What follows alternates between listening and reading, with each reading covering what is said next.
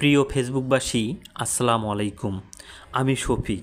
আজ গাজায় বিধ্বস্ত মানুষদের খাদ্যর অভাবে না খেয়ে থাকার কষ্টের গল্প শোনাতে আসলাম। আজ ফিলিস্তিন মানুষ এক অন্যায় যুদ্ধের শিকার।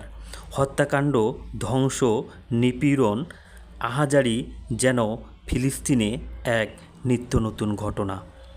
এই ভয়াবহ ঘটনা বিজ্ঞানের ঐশ্বর্যের সময়ে লাইভ ক্যামেরায় পৃথিবীর সবচেয়ে নির্মম হত্যাকাণ্ড আমরা দেখতেছি।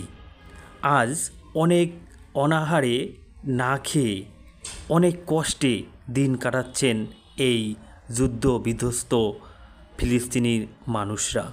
তাদের পাশে দাঁড়ানো আমাদের নৈতিক দায়িত্ব। আসুন আমরা সহযোগিতা করি। গাজায় ফিলিস্তিনদের অসহায়দের জন্য মাস্তল ফাউন্ডেশন কাজ করছেন। এই মাস্তল ফাউন্ডেশনের মাধ্যমে আমরা বিধ্বস্ত অসহায় গাজাবাসীদেরকে সাহায্য করতে পারি। আপনারা সকলেই মাস্তল ফাউন্ডেশনের মাধ্যমে অসহায় মানুষদের পাশে এগিয়ে আসুন। যুদ্ধ বিধ্বস্ত গাজায় লাখো মানুষ আজ অসহায়। খাবার নেই, নিরাপদ পানি নেই, ছোট ছোট বাচ্চারা আজ এতিম।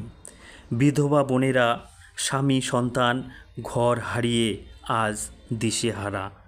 আপনারা সাহায্য করলে হয়তো দুনিয়া বদলে যাবে না, হয়তোবা দুই একজনের দুনিয়া বদলে যেতে পারে। মানবতার সেবা হচ্ছে একটি ইসলামের মৌলিক নীতি। আসুন আমরা এই নীতি মেনেই জীবনের পথে চলি। আল্লাহ বলেন, যে ব্যক্তি মানুষের সেবা করার উদ্দেশ্যে অসহায়দের প্রয়োজন মেটায় সে আল্লাহর পথেই রয়েছেন। আসলেই সত্যিকারভাবে জীবন তখনই অর্থপূর্ণ হয়ে ওঠে যখন অসহায়দের জন্য আমরা কিছু করতে পারি। আমাদের দুটো হাত রয়েছে, একটা নিজেকে সাহায্য করার জন্য, অপরটি অসহায়দের সাহায্য করার জন্য। সকলেই মাস্তল ফাউন্ডেশনের মাধ্যমে অসহায় মানুষদের সাহায্যে এগিয়ে আসার আহ্বান। এই হাজারো মানুষের হাহাকার যেন আমাদের কষ্ট বেড়ে ওঠে।